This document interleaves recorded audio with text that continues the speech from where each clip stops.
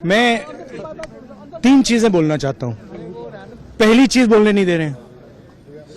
मोदी जी घबराए हुए हैं।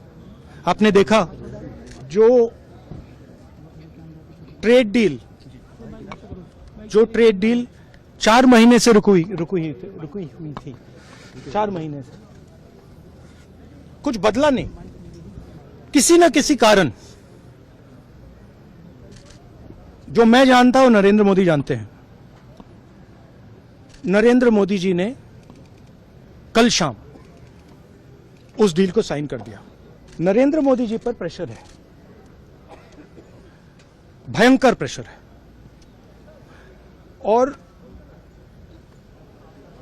नरेंद्र मोदी जी का जो इमेज का गुब्बारा है,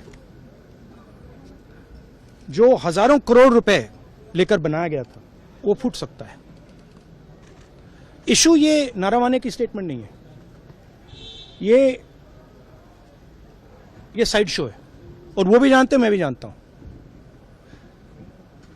मेन बात यह है कि हमारे प्रधानमंत्री को कॉम्प्रोमाइज कर दिया गया है। किसने किया है, कैसे किया है, यह हिंदुस्तान की जनता को सोचना है। मगर इतिहास में पहली बार हिस्ट्री में एलओपी को प्रेसिडेंशियल एड्रेस में नहीं बोलने दिया। बाहर बोल दीजिए, जो अंदर नहीं कहा दिया जा रहा है। वो तो ऑटोमेटिकली होगा जी। बट ये आप समझिए, और हिंदुस्तान के जो किसान हैं, आप सब समझिए कि इस ट्रेड डील में आपकी मेहनत को, आपके खून पसीने को नरेंद्र मोदी जी ने बेच दिया है। और वो इसलिए बेचा है क्योंकि ये कॉम्प्रोमाइज्ड है।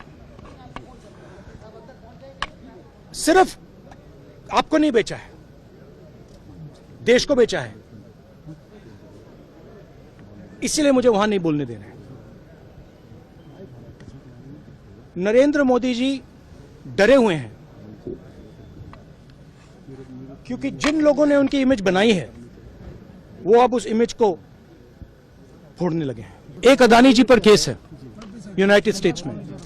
वो अदानी जी को टारगेट नहीं कर रहा है, वो नरेंद्र मोदी के फाइनेंशियल स्ट्रक्चर को टारगेट कर रहा है। एक वो है। दूसरा है एप्स्टाइन फाइल्स। एप्स्टाइन फाइल्स में अभी और माल है, वो अभी रिलीज नहीं हुआ है।